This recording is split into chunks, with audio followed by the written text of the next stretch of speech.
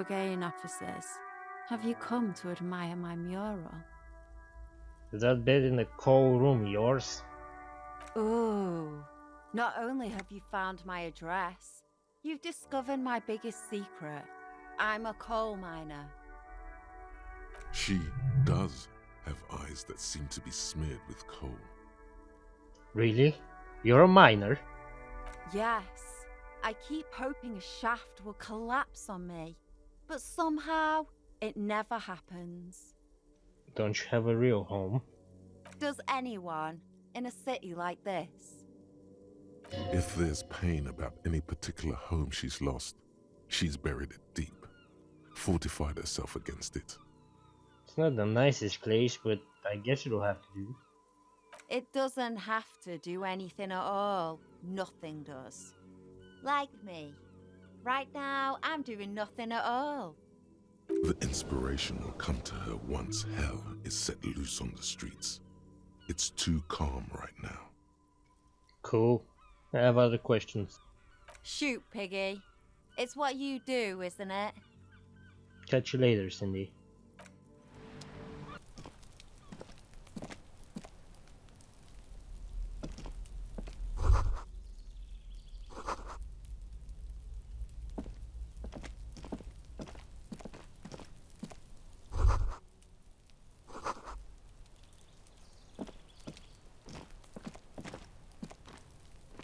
This door is made of metal and appears to be reinforced.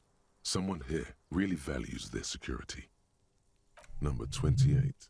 This is where the cleaning lady said the smoker on the balcony lives. Let's see if anyone's home. Knock on the door. No one answers. Looks like the young man we are looking for isn't home. I think our best chance to catch him is in the evening. We should return tomorrow after we have finished with our day's work. How about 9 p.m.? Sound good? What do you mean? The smoker on the balcony. This is why we're here, right? He might know something about the murder. So tomorrow 9 p.m.? Suddenly, he's a little worried about your memory. Don't worry. It's mostly all still here. You can remember things. You got this. I don't think I can make it. It's all right. We don't have to be here 9 p.m. sharp. I just need to write something down in my notebook. Tomorrow evening, right here. Apartment number 28. Good. Let's go. Damn. Turns out it's quite tricky finding someone in a big apartment building. Don't worry. You'll get him. Remember, tomorrow, he's probably gone for today.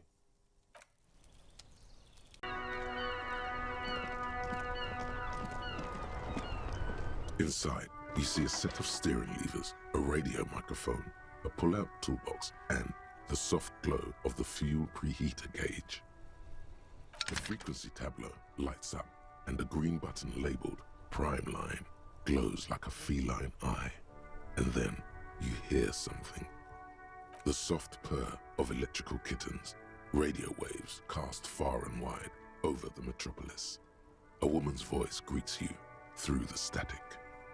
This is Precinct 57. Hello, Lieutenant. How may I assist you? Hello, Alice. Please assist our colleague from the 41st Precinct here. I'm putting him on. Operating the radio is easy. Just be confident. You've probably done it 1,000 times. Come in, Delta 10. This is Firewalker. Copy. This is Officer Alice Demetri, Precinct 57. How may I assist you? Under the green Prime Line, a yellow saved button catches your eye. I wonder what Kim's default radio station is. I was told I need to connect to my station, the 41st Lazaret. It will take just a moment, officer. Her voices fade out into the familiar radio static.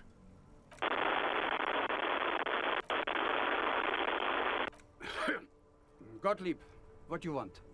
He's carelessly chewing on a piece of hard candy. I'm in a bad way, Doc.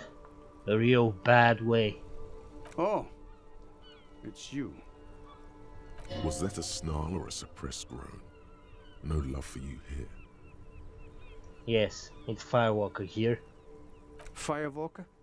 Oh, yes, yes you are. Just don't breathe in the general direction of your fire feet. Actually, wait. Do exactly that. Put yourself out of your misery.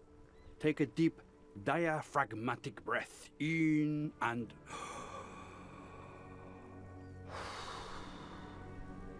The Firewalker cannot die. It would be an artistic statement of some kind or another. A glorious sight. Your body, tired from the vastness of the visions that haunt it, burning up in a flame fed by your own living breath. Self-immolation has been all the rage in Lomangtang for a while now, especially among university students. It is particularly popular in Koh Hoi, where such acts get the most press. But why? Young religious people protesting on the Seraise government, which they consider to be oppressive. It's also got something to do with the encroaching Occidental influences on the local way of life. You have to not like a lot of things to set yourself on fire. Young people are stupid. Yes, especially young people in young countries. Anyway, answer the man. So you see it too, that my body is to become the last torch in the darkness? I see third-degree burns and a referral to a plastic surgeon whom you won't be able to afford. But that's in the future. Do you have any current, pressing medical problems? I think I've developed extreme photosensitivity. That's because you're hungover. Even the radio waves coming from your direction smell like liquor. Do you feel like your eyes are twitching too? Yes. That's the tiny vessels pulsating from high blood pressure, stupid officer. You might be sustaining permanent damage to your vision as we speak. Not much I can do about it. I'm not an eye doctor. But what kind of doctor are you then? The busy kind. It's not life-threatening, just annoying. For you, that is. What with your reputation as a sharpshooter? Me, I've got more important things to do. It certainly does not help with aiming. I think I've had a heart attack.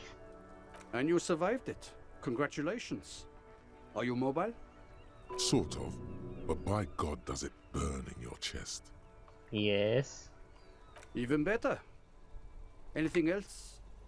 I wouldn't worry about that. Officers your age have coronary trouble all the time. Also, death is a natural part of life. Accept it. The body is an object, and objects break down. Do what good you can with yours, before the rest goes too. I've lost my memory. All of it. With all the damage you've been dealing yourself with drugs and alcohol, I'm not surprised. There is no surprise in his voice, only careless superiority. You're not surprised? Okay. Anything else? What else? I'm not a brain doctor. Look on the bright side, you've got a whole new life now. Use it wisely. It's hard to say if he doesn't believe you, or doesn't care. And then that motherfucker Gottlieb, reeking of schnapps, ordered me into his butcher's room. Officer Fisher is in a storytelling mood. He continues, and I ask him, "You sure, Doc?" And he's cool as can be. "Yeah, if you're in pain, we've got to get that baby out." And so he removed my appendix on the spot while the party was still on in the other room. And I was delirious with pain and all the snaps I'd had. But I remember thinking, man, that Gottlieb can stitch. Only a month later, when I got a chance to properly thank him, did I find out that he had no recollection of the event. That's Gottlieb for you. In league with some devil, he is. I'm sure of it. Cheers. The clinking of beer glasses is drowned in group conversation. Doc, someone broke my heart. Look, pal, getting pumped and dumped is not a disease. People live through it all the time. You should be happy for her. Wait, pumped and dumped? That's what the guys say, officer. That some chick pumped you and then dumped you. Threw you away like an empty juice carton. Don't take it personally. There just wasn't any juice left in your carton, pal. Do you know who this person was? Have I told you? You must have me confused for a close personal friend. I am not. I am a medical professional with a constant idiot emergency on my hands. One needs tending to right now, he thinks, looking around the room. God, these apes. You hear someone whine in the background. My eye, Doc, my eye. Isn't there anything you can do for me? What? You want me to do blood work for you again? Tell you just how bad things really are across the board? You want another rundown of everything collapsing inside your body? Yes, I want the truth. You want the real, honest-to-God truth? Stop drinking, eat magnesium and vitamin D. Our station is not a retirement home. We don't have the funds to deal with rock stars past their prime. The money is probably going to some old, oily...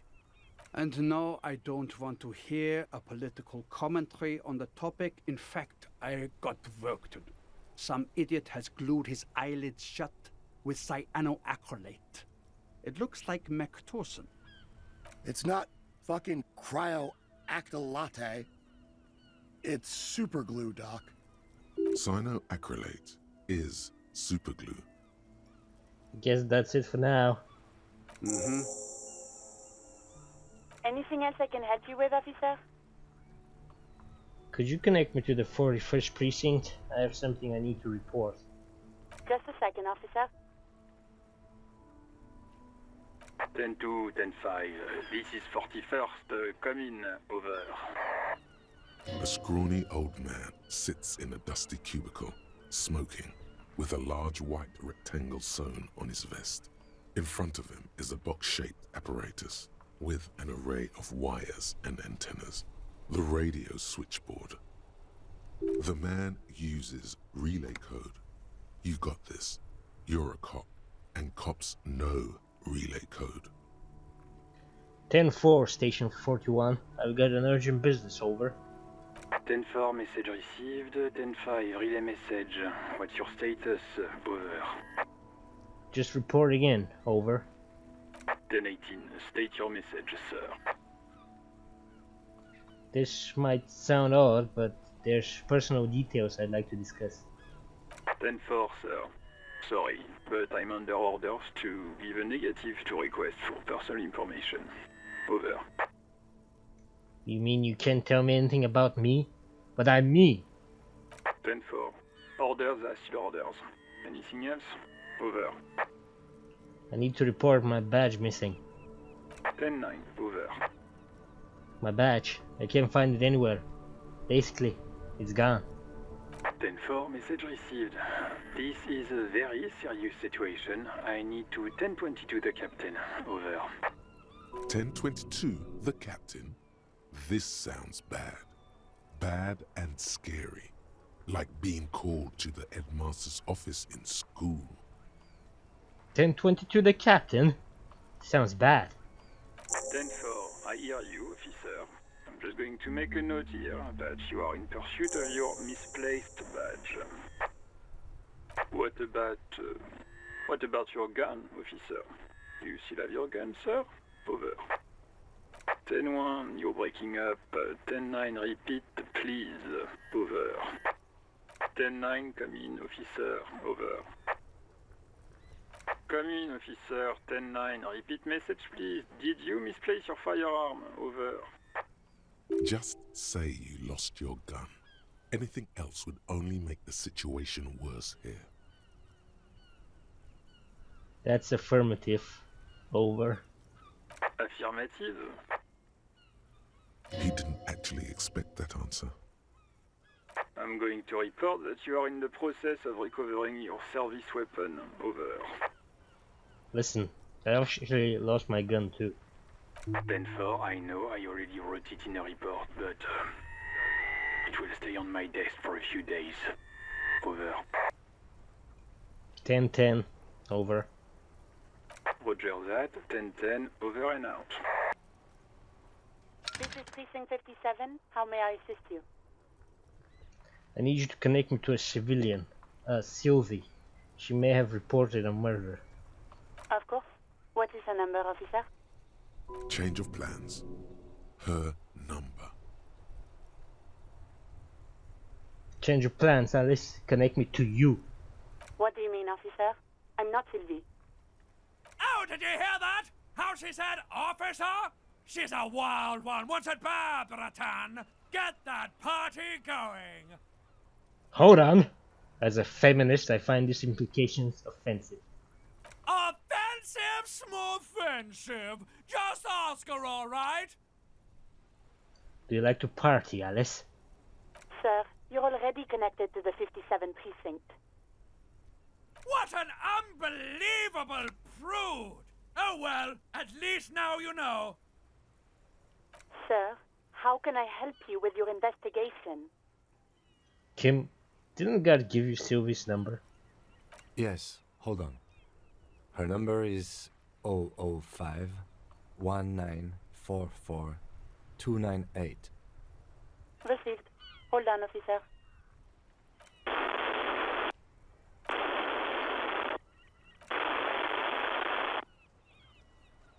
Give it a minute. She might be busy at the moment. Takes a bit to get to the phone. Just wait. Relax.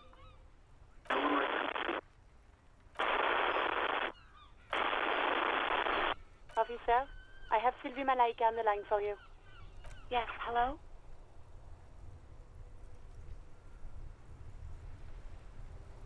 Hello, this is the police calling. I have some questions for you about your last days at work. Oh, right. Hello, officer. What can I do for you? You can hear resentment in her tone. She's not thrilled to be talking to you again. There is no resentment in her tone. She wants you to ask her out. No question about it. You quit your job at the Whirling. Why? You mean, why did I leave the bar? Honestly, I'm not really comfortable discussing it with you, sir. Why not? Wait, why aren't you comfortable discussing it with me? Let's just say I left because I needed to get away from someone. Get away from whom? You know whom. You think you hear a sliver of accusation in her words. Don't be paranoid. She's obviously talking about someone else, not you. Okay. Did you leave because of Garth? What? No, why would you even think that?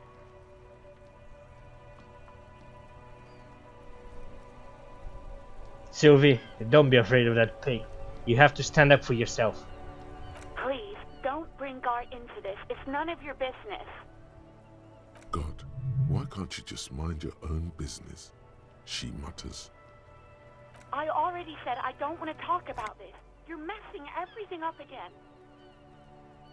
Was it you who called the police? No, not me. But why didn't you call? Didn't the corpse behind your workplace bother you? What? Of course it bothered me. But I thought the union already knew about the corpse. What does this union have to do with anything? No one calls the police. The union would get angry. What do you mean by that? You know, what the union says goes. People listen to them and they take care of their own, which is like everyone here. Garbage. I am the authority around here. Okay.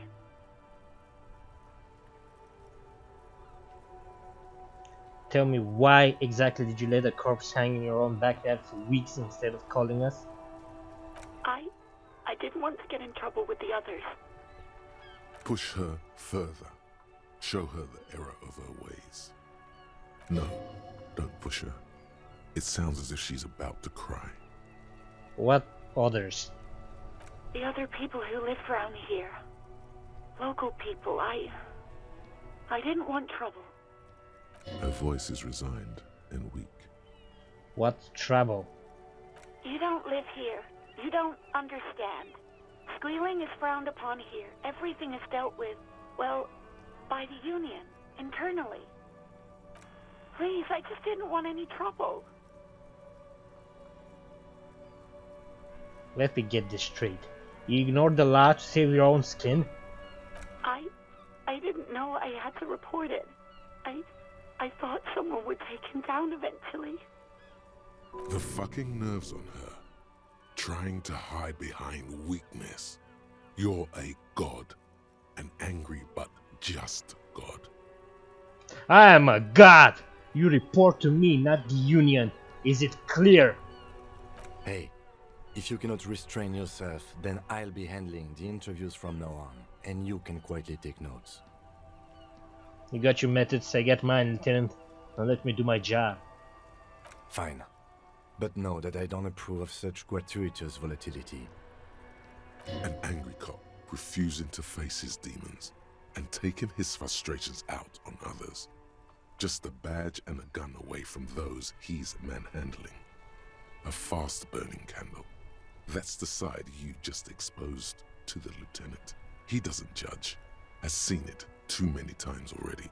You both have, probably, but he takes a mental note. Breathing on the other end suggests that Sylvie is still on the line. She heard everything. Do you know who made that call? No. I honestly don't know. Seems like Lacia wasn't lying when she said it was her. This corroborates her story.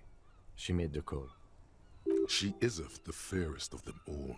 The ugliness of lies would never escape her lips. Okay, next question. Okay. Have you seen my badge? Yes, I know who you are. You're a police officer. The law. Yeah, I think she got it. Good job. Wait, did you first learn I'm a police officer? You told me back in the whirling. You told everybody, and showed us your badge. I don't need to hear about it anymore. My badge is missing. Have you seen it anywhere? Oh, no, I haven't, sorry. Real policemen have uniforms too, by the way. Where's yours? Not my uniform too. God, I should really look into that. Yes, you absolutely should. It's awful that you lost it. It feels like you haven't worn yours in a long, long time. Have you seen my gun? Please, no. Not this again. Everyone saw your cool gun, detective. I showed you my gun? When did it happen? You were trying to impress some people with it. Everyone was eating and... Sounds like it's going to be bad. Do you really want to know? And what? What did I do? You were waving it around in everyone's face, begging them to describe it. You said it calms you, and then you started making suicide jokes. It got pretty graphic. Oh, those again. I have been trying to wean you off them. Off of what? You know, when you put your gun, your actual gun, on your temple and pretend to shoot your brains out, off of that, people don't like that. I remember this. You were screaming things like, "My brains are all over the wall, painting them red. I won't be seeing it, 'cause these are my brains. I can't see without my brains." Very nice visuals there. Some poor sod was trying to eat his pudding while you were screaming, spit flying, imitating the mercy shot right next to him. Spat some in his food. I don't think he touched it after.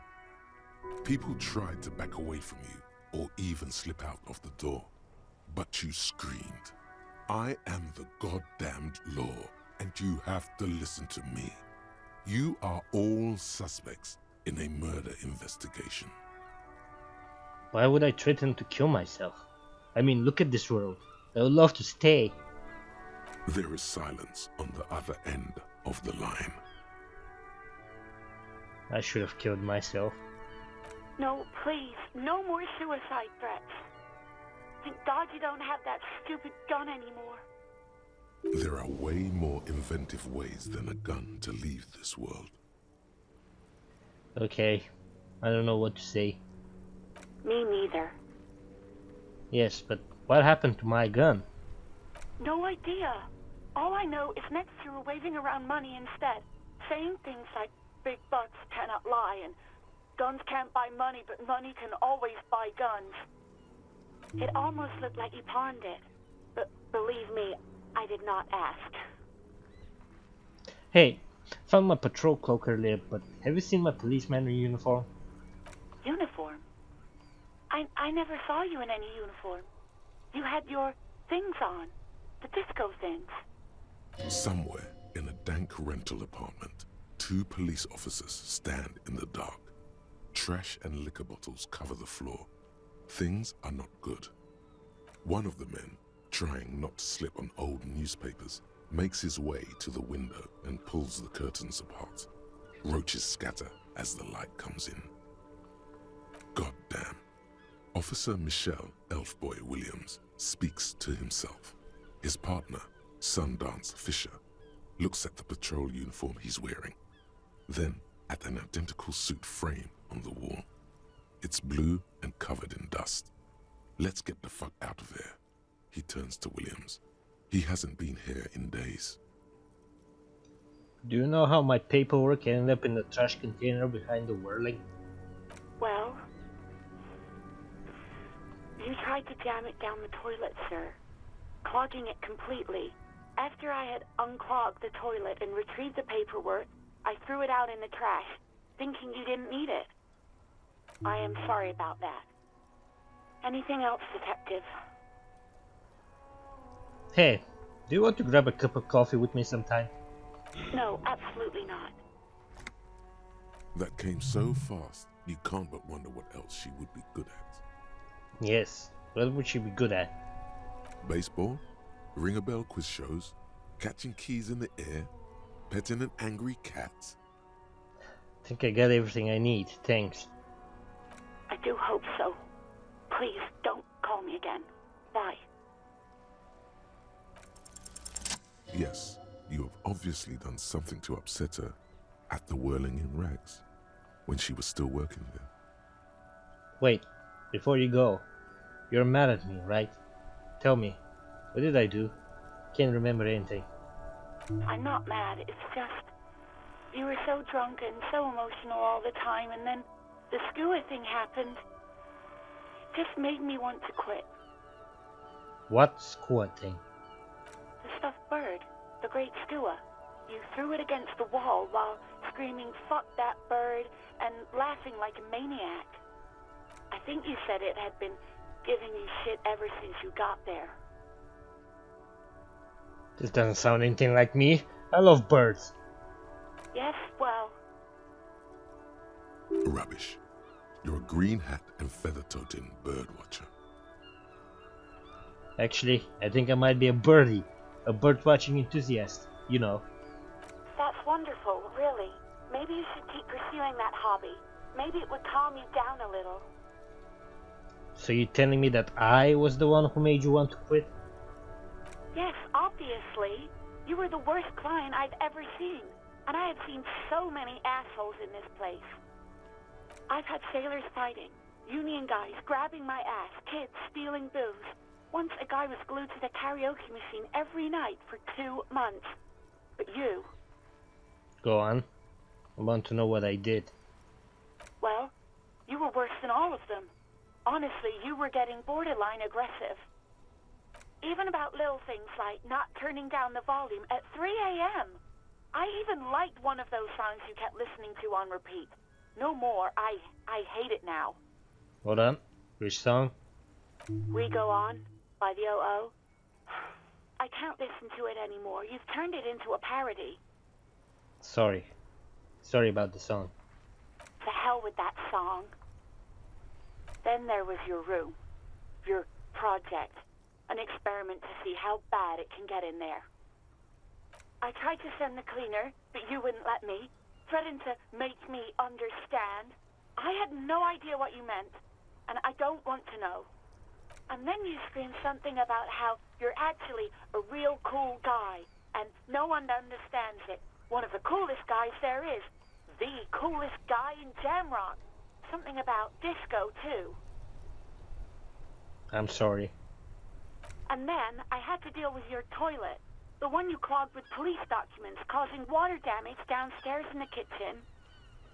I won't even mention you waving your gun around, harassing customers, threatening to sing karaoke, threatening to kill yourself. Okay, I get it. I wasn't a very good tenant. No, you really weren't. You were simply the worst.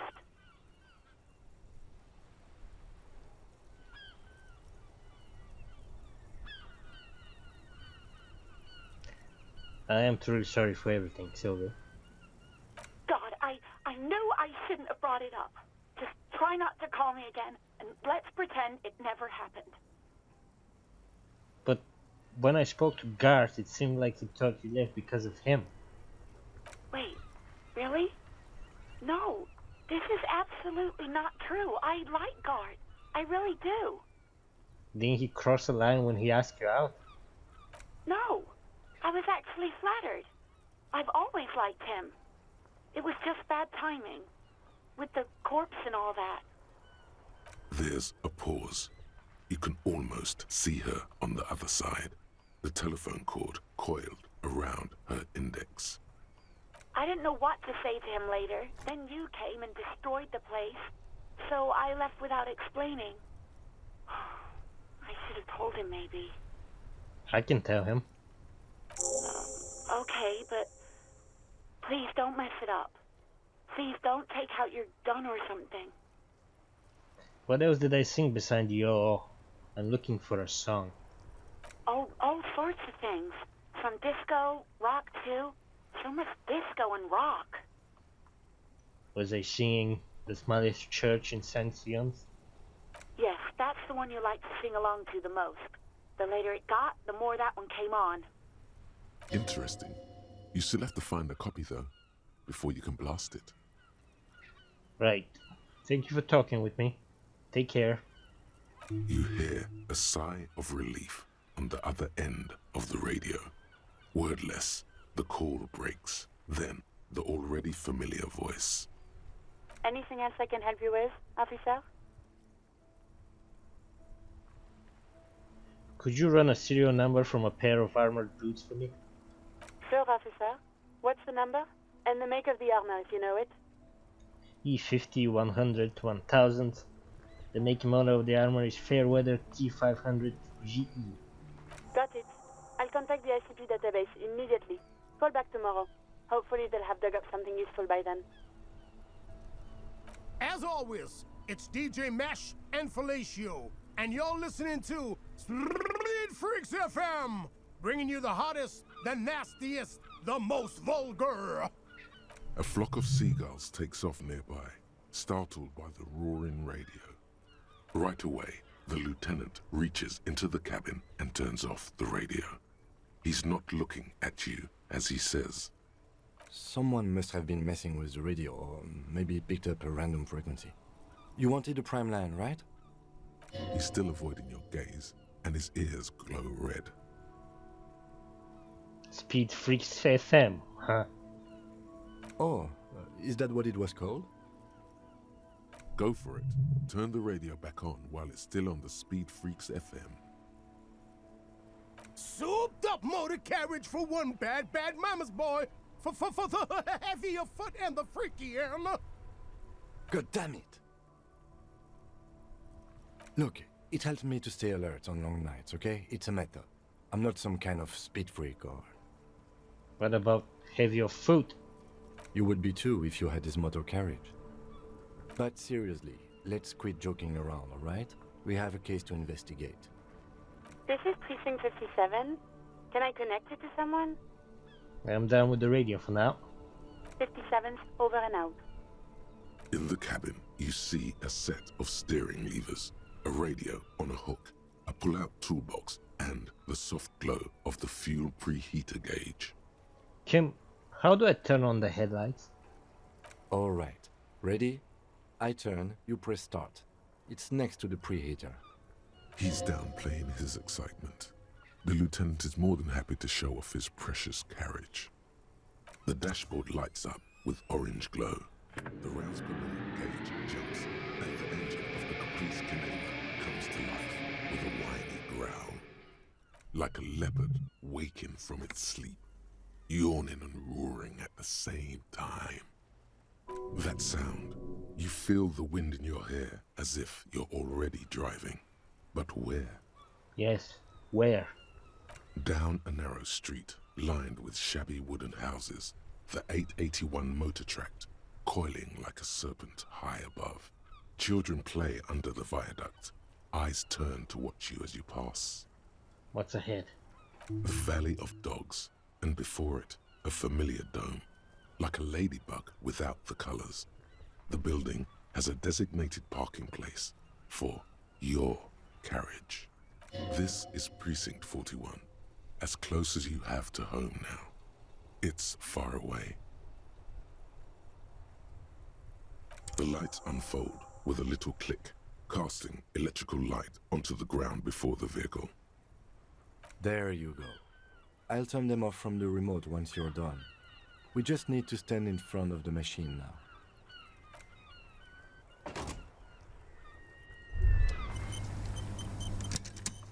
Hey, so we've been monitoring you internally, and now we know your Copo type. Wait, there are couple types? Yes. Guess what's yours? I was kinda hoping I'm the superstar cop. That is only a ludicrous daydream. Guess again. You're the... Some kind of weapon cop? No, you're the sorry cop.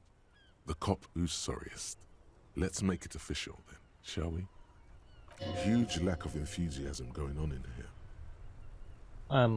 Won't the other couple types be jealous? What? Jealous of the sorry cop? I think they'll be fine. Don't worry. They'll be super fine. It'll be totally okay. You can dual Copo type from sorry to anything. Fucking... They should be sorry. Yes. Impotent rage and lamentation. Let's wrap it up? I'm sorry. Of course you are. It's okay. See if you can get something out of this, like info. Or maybe every time you say you're sorry, you get $1 million. That won't happen.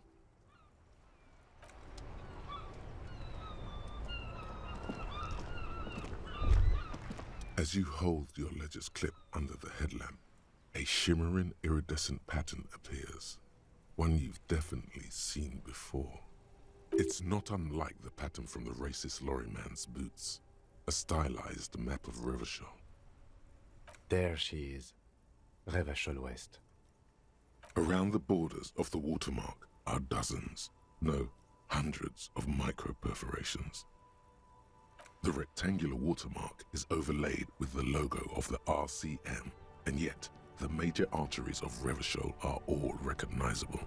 They shimmer in the Kanema's headlights. You catch a faint glimmer from a broken beer bottle in the distance. Sounds.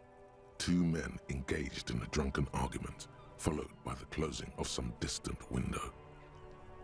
In the middle of a broken plaza, illuminated in a cone of light, 2 men, one slim, the other sturdy.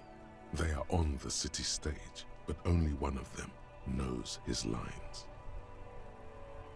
Ah, Martinez at night. Where are we on this? Let me see. Right here. Seems like a shithole. It has its problems. There are many of them, and they are divided into 3 separate rows. The first row has 18 dots. What about the next one? The next is the longest. It runs all the way around the border, and then some. You count 216 perforations. Considering that nice, large number, a wave of pride washes over you. Though you can't say why, precisely. What about the last row? The last row has 3 perforations. As you look at them, you feel your index finger reflexively contract 3 times. Seems like something I've done before. And something you'll do again, before this is all over. Hey, Kim, what do all these holes mean? Those are perforations. They represent your record as an officer of the RCM. They are your statistics, as it were. I should have guessed you'd keep a record. Officers often do. Let's take a look. Alpha male officers who are proud of their numbers often do. It's meant. Son, here is where we score your life performance. You better hope it's good. The first row represents your years of service. 18 years. Okay, not bad at all. What did you do before you volunteered? Got drunk like a megastar. Yes, that does seem quite likely. Your youth coincided with some heady days for Revachol. But let's move on, shall we? This next row, the one that wraps all the way around, is your number of closed cases. Closed is good. It means finished. You've got, let's see... Wow, more than 200. Is that a lot? It's quite a lot, even for someone who's been on the force for nearly 2 decades. Usually, clearing more than 10 cases a year puts you in the 90th percentile of all RCM officers. See, Kim? I told you I was a superstar cop. Call it what you want. You were a valuable member of your precinct. Now, let's look at the last row. You know the answer already. The tingle in your index finger gave it away. Those are my confirmed kills. 3 of them. That's right. How did you know? Because I felt a twitch in my index finger. Ah, right. Sometimes the brain's able to preserve certain responses even when conscious memory has been, let's say, misplaced. For an RCM officer, especially Precinct 41, which is in the Jamrock quarter, it's rather tame. I mean that in a good way. What's it feel like to kill a man, Mr. McCoy? A young woman asked the man across the desk from her. Honestly, babe, says John McCoy, crossing his ankles over said desk. I don't feel anything anymore. It's just like brushing my teeth. I do it once or twice a week and don't really think about it. There's no trace of guilt in his voice. There are certain officers who treat their kills like some kind of ghoulish game. If they do happen to solve a case, it's usually by accident. But it seems as though you are, or at least were, one of the good ones. So we have that to be thankful for. He's sincerely glad you're not a scary predator. Not to say relieved you're competent. Have you ever killed anyone, Kim? Yes. It's not a problem for him to state it, however. How do you handle the strain? Everyone has their own method of coping. Some more effective or self-destructive than others. Personally, I find it helps to keep up a few hobbies. Maybe I should find a hobby. Anything's better than annihilating yourself with drugs and alcohol. It's meant in earnest. Please don't mistake it for a jab. Maybe I should pour one out for the boys? The fallen? If you want to pour out the booze you've been carrying around on duty, I'm certainly not going to stop you. A dark pool of cheap wine appears at your feet. It shimmers in the lights of the Kanema. Honorably done. You have given up some of your own blood for theirs. I will make it okay with the power of rock and roll. Very noble of you. Are we done here? Thanks for this. The lieutenant nods. Okay, let's go. Right. I'll go turn off the lights.